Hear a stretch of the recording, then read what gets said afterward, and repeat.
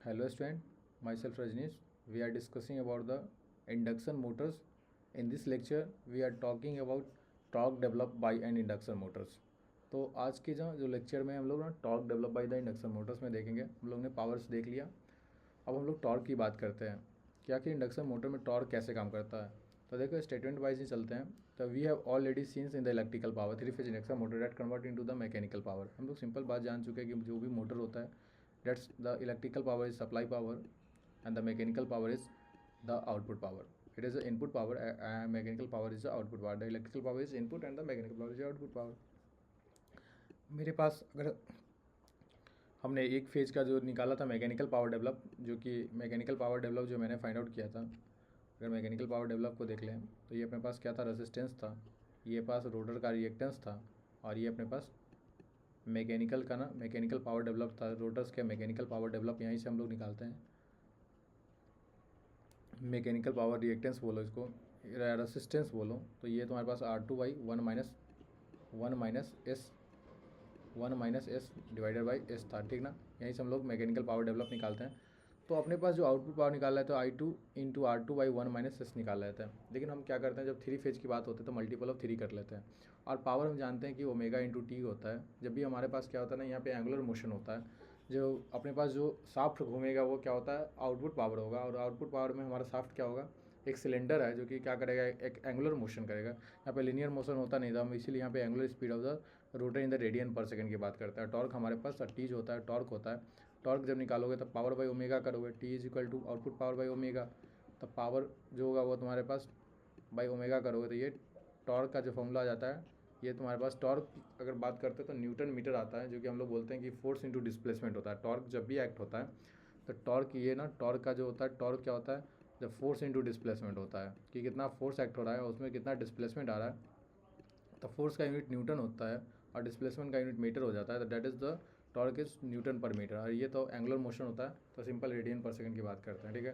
तो देन हम बात करना चालू करते हैं कि आखिर मेरे पास ना ओमेगा टी को इक्वेट कर लेते हैं हम लोग, क्या कि आउटपुट पावर के साथ। ये P naught is equal to omega T भी होता है। P naught is equal to 3I² into mechanical power develop in the forms हम लोग in the rotors mechanical power. और सिंपल बात कर सकते हैं, टोटल जो power mechanical power develop in the rotors और द मैकेनिकल पावर जो होता है वही अपने पास क्या हो गया, आउटपुट पावर हो गया। तो आउटपुट पावर ओमेगा टी से अगर हम इक्वेट करते हैं तो मेरे पास यहाँ से क्या होता है, टॉर्क निकल के आ जाएगा। देखो थ्री, ये अपने पास 3I² इंटू R2 1 - S, ये थ्री पावर के लिए। तो थ्री फेज हम कैलकुलेट करना करेंगे पावर क्या, थ्री फेज के लिए कैलकुलेट करेंगे, सिंगल फेज के लिए तो कैलकुलेट नहीं कर सकते। तो मेरे पास I2 इंटू R2 1 - S, ये वाला हमारे पास क्या होता है ना, ये अपने पास आ जाता है। अगर हम सिंप्लीफाई कर ले थोड़ा सा इसको, तो I2 into R2 divided by S, इसको बाहर इधर ले लेते हैं तो ये 1 - S हो जाता, और ओमेगा को नीचे ले लेते हैं। तो सिंपल इस तरीके से किया हुआ, क्योंकि क्या है ना कि 3/ओमेगा, ये 3/ओमेगा I² I2 आई 3/ओमेगा, ये I2, ये 3/ओमेगा, ठीक है, ये 3/ओमेगा I2 का square by R2 divided by S, ये तुम्हारे पास टॉर्क का फॉर्मूला हो जाता है। तो एक फॉर्मूला ये सबसे पहला फॉर्मूला होता है कि 3/ओमेगा डिवाइडेड बाई, सिंपल पावर को ना ओमेगा से अगर डिवाइड कर लोगे, ओमेगा निकाल लोगे ना, देखो ये फॉर्मूला में अगर पूरे पावर है ना, पावर को अगर ओमेगा से डिवाइड कर दोगे, omega is equal to omega S 1 - S। ये ओमेगा सिंक्रोनस स्पीड होता है रेडियन पर सेकंड। इसको स्लिप से जैसे कि हम लोग एन निकालते थे, तो हम लोग निकालते थे ना, एन निकालते थे तो क्या निकालते थे कि NS 1 - S। सेम देखो हम लोग ना यहाँ पे क्या रेडियन पर सेकंड में ना कन्वर्ट कर दिए उसको, सबको ना ओमेगा एस के कटा में, इसको synchronous speed in the radian per second है ओमेगा एस। ये ओमेगा जो है सो रोटर्स का स्पीड है। तो ये रोटर्स के स्पीड की बात करेगा, रोटर्स का ये स्पीड हो जाता है, ठीक है। तो ये एंगुलर स्पीड हो जाता है, angular synchronous speed in the radian per second. तो then the current is find out, the current is find out the B equivalent circuit. अगर हम देख लेते हैं यहाँ पे, तो हमारे पास करंट क्या होता है, करंट हमारा क्या होता है कि इंड्यूस्ड ईएमएफ जो क्रिएट होता है रोटर्स के अंदर, जो E2S या E2 जो भी होता है हम लोग फाइंड आउट कर लेते हैं। तो देन हमारे पास क्या होता है, जब इसका इक्विवेलेंट निकालते थे तो हमारे पास क्या होता था, ये निकलता था। जब हम लोग एज ए किसी भी स्लिप के लिए देख रहे थे, किसी भी स्लिप के लिए जब फाइंड आउट करते थे तो रोटर्स का हमारे पास करंट जो आ जाता था वो ये आता था, रोटर करंट I2। देन हम इस फार्मूला को I2 को यूज़ कर सकते हैं। यहाँ पे I2 को प्लेस कर दिया, I2 के जगह पे एज इट इज़। तो एज इट इज़ तुम्हारे पास टॉर्क का इक्वेशन क्या हुआ, in the terms of current के फॉर्म में। अगर करंट यूज़ करोगे तो, मतलब करंट अगर गिवन है या करंट फाइंड आउट करना पड़ेगा, देन तो फाइंड आउट करोगे तो ये तुम्हारे पास टॉर्क का इक्वेशन आ गया। इसको और सिंप्लीफाई कर लोगे, तो और सिंप्लीफाई करोगे तो ये तुम्हारे पास स्क्वायर था, ये दोनों का स्क्वायर तो ना ये अपने पास स्क्वायर हो गया, ठीक है।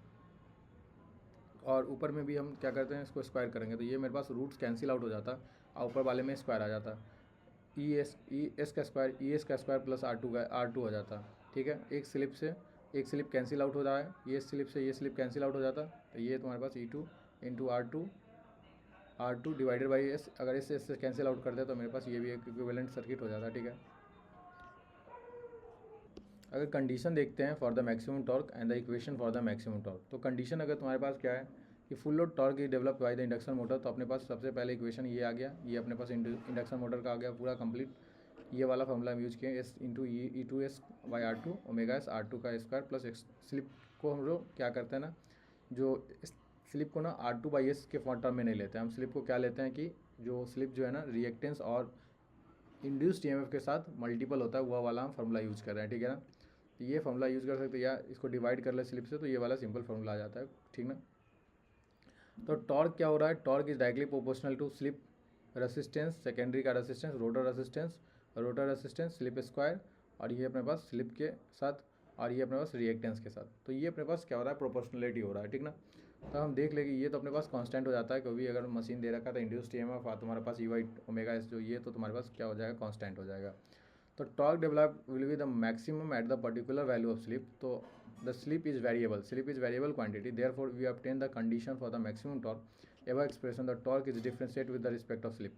अगर हम टॉर्क को डिफरेंशिएट करते हुए रिस्पेक्ट टू एस, कभी भी हमको मैक्सिमम किसी चीज़ का फाइंड आउट करना पड़ता है तो उसके वेरिएबल के साथ हम रिस्पेक्ट कर उसको क्या करते हैं ना, उसको क्या करते हैं, डिफरेंशिएट करते हैं। तो टॉर्क को अगर क्या करोगे, स्लिप के साथ डिफरेंशिएट करोगे तो ये हो जाएगा तुम्हारे पास ये, तो यू आई वी का डिफरेंशिएशन हो जाएगा। यू आई वी का डिफरेंशिएशन करोगे तो ये अपने पास क्या होता है, नीचे वाला का तो होल स्क्वायर हो जाता है, ऊपर वाले के साथ यू का डिफरेंशिएशन। तो अपने पास ऊपर में ना वी का डिफरेंशिएशन है, पहले वाले में एस का डिफरेंशिएशन 1 आ जाता, और देन सेकंड वाले में हमारे पास यू का डिफरेंशिएशन। यू का डिफरेंशिएशन है, वी को एज इट इज यू को एज इट इज रखा है, वी का डिफरेंशिएशन किया है, ठीक है।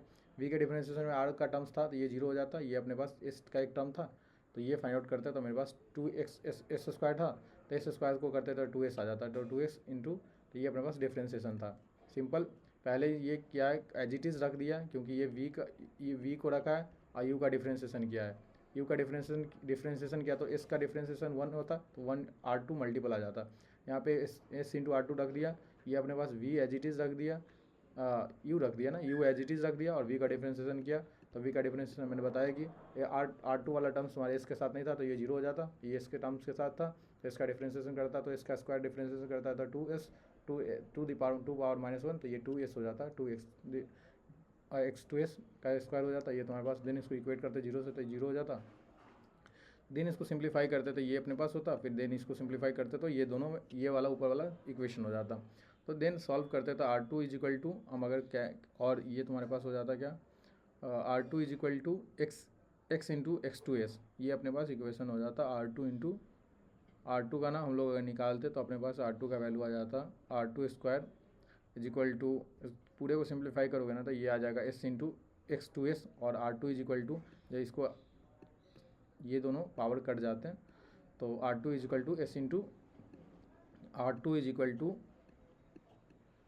टू स्लिप इंटू सेकेंडरी का रिएक्टेंस, वही जो रोटर्स रिएक्टेंस और रोटर्स रेसिस्टेंस। तो स्लिप जो होता है मैक्सिमम कंडीशन में S is equal to R2 by x2s होता है, मतलब R2 by x resistance by reactance, the condition of maximum torque. तो ये कंडीशन हो जाता है तुम्हारा मैक्सिमम टॉर्क का, ठीक है, इसको याद कर लो। The slip at which the torque is maximum, the obtain the maximum torque is obtain, ये अपने पास वही एक्सप्रेशन हो गया एट द फुल लोड। जब फुल लोड कंडीशन में ले जाएंगे तो फुल लोड में हमारे पास जो टॉर्क होगा और हमारे पास जो स्लिप का वैल्यू होगा R2 बाई x2 होगा, जो कि condition of the maximum torque, ठीक है ना। तो मैक्सिमम टॉर्क क्या हो जाएगा, अब हमारे पास क्या हो जाता है मैक्सिमम टॉर्क, अगर हम स्लिप का वैल्यू ना स्लिप की जगह पे s इंटू x2 की जगह पे R2 को प्लेस कर दे, या R2 की जगह पे s2x को प्लेस कर दे, एज इट इज है दोनों क्या है। तो अपने पास ये इक्वेशन था पहला, ये इक्वेशन, इसमें हम यहाँ पे ना प्लेस करते हैं x इंटू R2 की जगह पे प्लेस किया, देन सॉल्व करोगे तो मैक्सिमम टॉर्क का फॉर्मूला जो आता है वह 3 बाई 2 ओमेगा इंटू x2s, ये अपने पास मैक्सिमम टॉर्क का इक्वेशन आ जाता है, ठीक है। तो ये दूसरा फॉर्मूला याद करना पड़ेगा as a full load torque. The maximum torque is independent for the rotor resistance, maximum torque में कोई भी रेसिस्टेंस का पार्ट नहीं हुआ है, तो maximum torque is independent for the rotor resistance. ये भी तुम्हारे पास इंपॉर्टेंट है एमसीक्यू के लिए कि मैक्सिमम टॉर्क में ना कोई रोटर वाला कोई रेसिस्टेंस का पार्ट नहीं, but it is inversely proportional to the rotor reactance. Stand still condition X2S से क्या है ना, रोटर्स के रिएक्टेंस के साथ क्या है ना, वह inversely proportional, therefore achieve the higher value for the maximum torque the leakage reactance rotor should be kept in minimum. जितना इसको मिनिमम रखोगे, अगर इन्वर्सली प्रोपोर्शनल है इसको मिनिमम रखोगे तो ये तुम्हारे पास क्या हो जाएगा, टॉर्क तुम्हारा मैक्सिमम टॉर्क क्या हो जाएगा, मैक्सिमम हो जाएगा। By achieving the placing the rotor conductor is very near to the outer periphery. तो रोटर्स के कंडक्टर को जितना नजदीक, क्योंकि लीकेज रिएक्टेंस कितना है, जो लीकेज रिएक्टेंस होगा उतना दूर होगा, उतना जितना स्पेस होगा उतना ज़्यादा लीकेज रिएक्टेंस होगा। तो जितना, तो उससे क्या होगा ना, उससे ज़्यादा, क्योंकि रिलक्टेंस के थ्रू क्या होता है ना कि लीकेज रिएक्टेंस का डेवलपमेंट होता है। तो यही तुम्हारा रिलक्टेंस कम जाएगा। तो by reducing the air gap between the stator and rotors, जितना स्मॉल रखोगे, रिड्यूसिंग करोगे एयर गैप जो स्टेटर रोटर्स के अंदर जितना कम कर सकते हो, तो उससे क्या होगा, लीकेज रिएक्टेंस कमेगा और उससे तुम्हारा टॉर्क क्या होगा, ज़्यादा होगा। तो ये तुम्हारे पास हो गया मैक्सिमम कंडीशंस के लिए जब फुल लोड टॉर्क की बात करोगे। तो पहला हो गया फुल लोड टॉर्क कंडीशन और the full load torque, maximum torque और the full load at the full load, maximum torque at the full load. ठीक है, अब स्टार्टिंग की बात करते हैं, स्टार्टिंग टॉर्क की बात करते हैं। स्टार्टिंग का मतलब ही होता है कि eight the start the rotor is stationary and value of slip is 1। मतलब जिसमें स्लिप का वैल्यू क्या होगा, 1 होगा, तब जाके हम क्या कर सकते हैं, स्टार्टिंग टॉर्क की बात कर सकते हैं।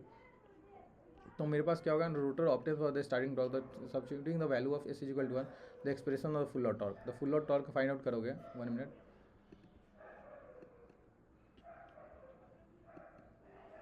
तो फुल लोड टॉर्क जो फाइंड आउट करोगे ना, तो ये स्टार्टिंग टॉर्क आ जाएगा, क्योंकि स्लिप का वैल्यू 1 पुट करोगे। तो स्लिप का वैल्यू यहाँ पे ये वाली इक्वेशन में ना, ये जो इक्वेशन है, ये क्या है, जनरलाइज इक्वेशन है। इस जनरलाइज इक्वेशन में हम लोग जो भी पुट करेंगे सो जनरलाइज इक्वेशन में पुट करेंगे। ये जनरलाइज इक्वेशन है, जनरलाइज्ड इक्वेशन है।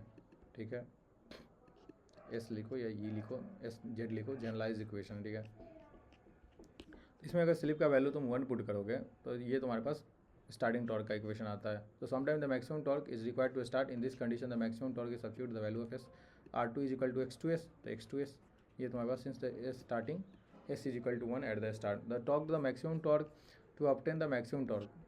कहानी तो इतना ही है कि बस कंडीशन ये हो गया इंपॉर्टेंट याद करने के लिए, देन तुम्हारे पास स्टार्टिंग टॉर्क ये हो जाएगा, खेल खत्म। अब हम बात कर लेते हैं कि अगर कुछ थ्योरी वाइज, तो और maximum torque start the value of rotor resistance must be equal to the leakage reactance. ठीक है, वो भी सही है, क्योंकि क्या हो जाएगा, इसका अगर हम R2 × X2 लिखे फुल लोड टॉर्क में, तो इसका वैल्यू 1 पुट कर दोगे तो R2 × X2S हो जाएगा। तो ये भी कंडीशन हो सकता है, R2 × X2S that is the maximum condition of the loader, तो कंडीशन ऑफ स्टार्टिंग टॉर्क के लिए। तो अपने पास ये हो गया रेजिस्टेंस इक्वल जो हो जाएगा रोटर्स के लीकेज रिएक्टेंस के साथ at the stand still condition, क्योंकि रोटर्स रुका हुआ है स्टैंड स्टिल कंडीशन, तो स्लिप इज इक्वल टू 1 तभी होगा। Therefore at the start some external resistance is added in the rotor circuit. क्या होता है ना, एट द टाइम स्टार्टिंग कुछ एक्सटर्नल रेजिस्टेंस को ऐड करते हैं रोटर सर्किट में। दिस इज ओनली पॉसिबल, वो भी स्लिप रिंग इंडक्शन मोटर में ये पॉसिबल होता है। This is reason why the slip ring induction motor को हम लोग यूज़ करते हैं, क्योंकि हेवी लोड को ना क्या करते हैं, motors applied and heavy load is required to pick up the start such as lift, cranes, elevators. इसलिए ना हम लोग क्या करते हैं ना, इसको यूज़ करते हैं in the slip ring induction Motors के अंदर हम लोग एक्सटर्नल रेजिस्टेंस का यूज़ करते हैं। ठीक है, स्क्वायरल केज इंडक्शन मोटर्स के अंदर रोटर को हम फिक्स करते हैं और रोटर्स के रेजिस्टेंस को फिक्स करते हैं। It is kept quite low कि as comparison the rotor reactance, तो rotor reactance otherwise the rotor copper loss क्या होता है, ज़्यादा हो जाएगा, तो हाई इफिशिएंसी क्या हो जाएगी, मोटर्स की फॉल्ट हो जाएगी, डाउन हो जाएगी, मोटर्स का इफिशिएंसी कम जाएगा। इससे क्या होता है, high starting torque in the case of squirrel cage induction motor. Another cage is embedded in the rotors and the rotor. हम लोग डबल केज जब इंडक्शन मोटर की बात करेंगे तो हम लोग क्या बात करेंगे कि क्या एक और हम ना क्या करते हैं ना कि for the high starting torque के लिए ना स्क्वायरल केज इंडक्शन मोटर के अंदर एक केज को एम्बेडेड करते हैं इन द रोटर्स के अंदर, that's motor is called double cage induction motor. ठीक है, उसके बारे में हम लोग बाद में बात करेंगे। अब बात करते हैं कि ratio of starting to the maximum torque की बात करेंगे। तो मेरे पास जो स्टार्टिंग टॉर्क का इक्वेशन आ रहा था यही आ रहा था, क्योंकि स्लिप इज इक्वल टू 1 जब हम यूज़ कर रहे थे तो मेरे पास जो इक्वेशन आ रहा था ये आ रहा था, यही इक्वेशन आ रहा था स्टार्टिंग टॉर्क का, जो मेरे पास ये इक्वेशन था, same as it is equation को हमने स्टार्टिंग टॉर्क का इक्वेशन लिखा। ठीक है ना, देखो ये तो अपने पास ना क्या है कि अब हम बात करते हैं कि ratio of starting to the maximum torque. Maximum torque हमारे पास क्या था, ये था, ये मेरे पास क्या था, मैक्सिमम टॉर्क था, और स्टार्टिंग टॉर्क दोनों को अगर रेशियो वाइज ले जाओगे तो ये तुम्हारे पास इक्वेशन हो जाता। तो इसको सिंप्लीफाई करोगे ना तो 3/, ये इसी को नीचे लिखोगे starting torque by maximum torque. जो इसको दोनों को सिंप्लीफाई करोगे ना तो तुम्हारे पास क्या आएगा, TS/TM का जो वैल्यू आ जाता है, इसको सिंप्लीफाई करोगे तो ये तुम्हारे पास आ जाएगा लास्ट में सिंप्लीफाई करोगे तो तुम्हारे पास आ जाता है ये ओवरऑल जो इक्वेशन आ जाएगा वो ये आ जाएगा ये। और देन हम इसको ना ए से वैल्यू पुट कर लेते हैं एक्स टू बाई R2/x2 को ए ले लेते हैं और स्टार्टिंग बाई मैक्सिमम को 2a। तो अगर इसको ए ले लोगे ना R2/x2 को, तो तुम्हारे पास जो टॉर्क आ जाएगा ना मैक्सिमम टॉर्क, वो तुम्हारे पास 2a/a² + 1 आ जाएगा। ठीक है, तो ये तुम्हारे पास मैक्सिमम टॉर्क का इक्वेशन होता है। ठीक है, मैक्सिमम टॉर्क और स्टार्टिंग टॉर्क का मैक्सिमम टॉर्क के बीच का रेशियो होता है। अगर हम बात करते हैं full load to the maximum torque, तो मेरे पास फुल लोड ये होता है। टॉर्क की बात करते हैं तो मेरे पास फुल लोड टॉर्क का गिवन एक्सप्रेशन मेरे पास ये होता है, जो कि हम लोग स्टार्टिंग से देख रहे हैं, और मैक्सिमम टॉर्क का एक्सप्रेशन ये होता है। जब हम दोनों को सॉल्व करेंगे ना, maximum torque full load torque by the, ये अपने पास फुल लोड टॉर्क है जो कि सीधे टी दे रखा है ना, उसको कहीं कहीं ना बहुत सारे बुक ना फुल लोड टॉर्क के FL भी लिखते हैं। जब इसको सिंप्लीफाई करोगे ना तो तुम्हारे पास ये इक्वेशन आ जाएगा। ठीक है, ये इक्वेशन आ जाएगा ये वाला। अब इसमें ना क्या है, इस इक्वेशन में ना क्या करोगे कि ए का वैल्यू लिखोगे R2/x2 जो कि हम लोग लेके चल रहे हैं।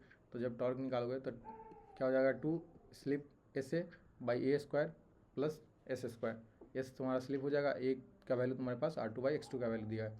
तो क्वेश्चन में डायरेक्ट मेंशन कर देता है कि R2/x2 ना तुम्हारे पास क्या है कि ए का दे रखा है, R2/x2 दे रखा है और स्लिप दे रखा है, या मोटर का स्लिप निकाल लो। जिस स्लिप के लिए डाटा गिवन रहता है क्वेश्चन में, जिस तरीके से स्टार्टिंग में सबसे स्टार्टिंग है जो फर्स्ट लेक्चर में हम लोग स्लिप निकालते हैं उस तरीके से, कि रोटर्स का स्पीड दे रखा है और 120 F/p करके सिंक्रोनस स्पीड निकाल लो, वहाँ से स्लिप निकालो और देन तो फाइंड आउट करो दो maximum torque, full load torque.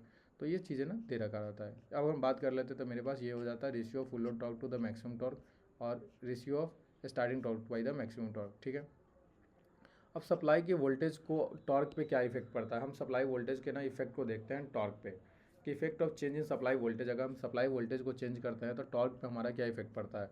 देखो मेरे पास जो इक्वेशन होता है टॉर्क का इक्वेशन ये होता है। ठीक है, ये मेरे पास टॉर्क का इक्वेशन था जो कि फुल लोड टॉर्क का इक्वेशन था। ठीक ना, देन हम इसको अगर बात करते हैं कि मेरे पास अगर मशीन कांस्टेंट की तरह हम इसको ले लेते हैं, या सिंपल हम बात करते हैं जो मेरे पास मशीन कांस्टेंट यही था जो कि 3/ω आ रहा था, यही था मेरे पास कांस्टेंट कि 3/ω। तो ये 3/ω को हम कांस्टेंट ले रहे थे, तो मेरे पास ये ना torque is equal to K-S/V। तो ये अपने पास ना supply voltage is another constant. इसको अगर हम प्रोपोर्शनलिटी ले लेते हैं कि torque is directly proportional to, जो इक्वेशन लिख रहा था ये वाला, कि टॉर्क इज डायरेक्टली प्रोपोर्शनल, ये वाला इक्वेशन था मेरे पास फुल और टॉर्क के अंदर, ये नहीं, ये रहा ना, हाँ यही था ये।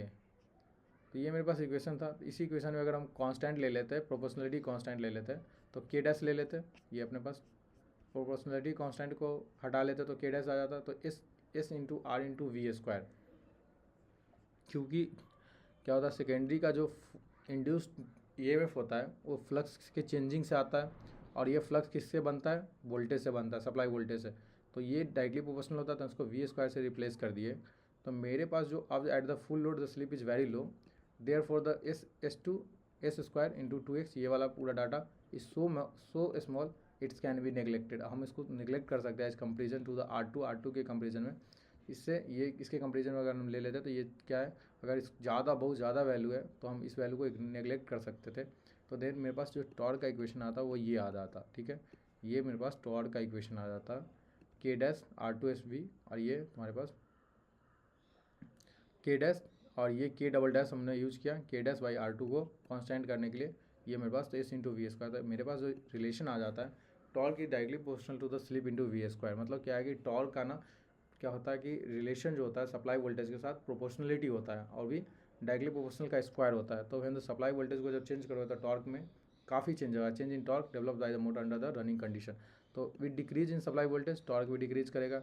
सप्लाई को इंक्रीज करोगे सप्लाई को इंक्रीज करोगे वोल्टेज इंक्रीज करेगा। सप्लाई वही वोल्टेज इंक्रीज किया, सप्लाई इंक्रीज किया और टॉर्क भी इंक्रीज करेगा। In order to maintain the same torque to pick up the load and the slip increase. And क्या करोगे, स्लिप को इंक्रीज करोगे, स्लिप भी तो डायरेक्टली प्रोपोर्शनल है, तो स्लिप को भी इंक्रीज करोगे तो स्पीड क्या करेगा, डिक्रीज करेगा। तो मोटर ड्रॉ करेगा एक्स्ट्रा करंट, जो कि हम स्टार्टिंग में देख रहे हैं, extra current from the supply main से। तो इससे क्या होगा, ओवर हीट होगा मोटर, और motor is operate under the continuously under the this condition it's में भी। अगर इसी तरीके से चलता रहा तो मोटर क्या करेगा, बर्नआउट भी हो सकता है। ठीक है, तो ये डायरेक्टली प्रोपोर्शनल रिलेशन होता है सिंपल।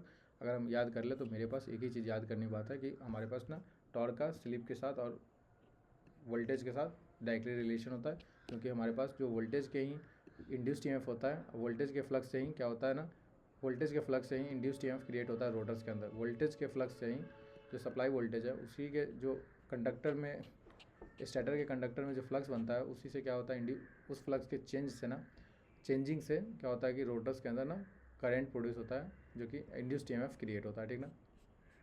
अब बात करते हैं कि टॉर्क और स्लिप कैरेक्टरिस्टिक्स।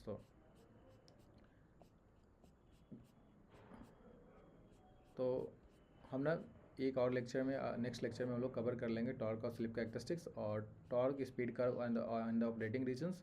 और एक मेरे पास और मॉडल बचेगा, effect of rotor resistance on the torque slip curve. Then after ये कुछ न्यूमेरिकल रहेंगे जिसको डिस्कस कर लेंगे। तो आज के लिए इतना ही रखते हैं, ठीक है।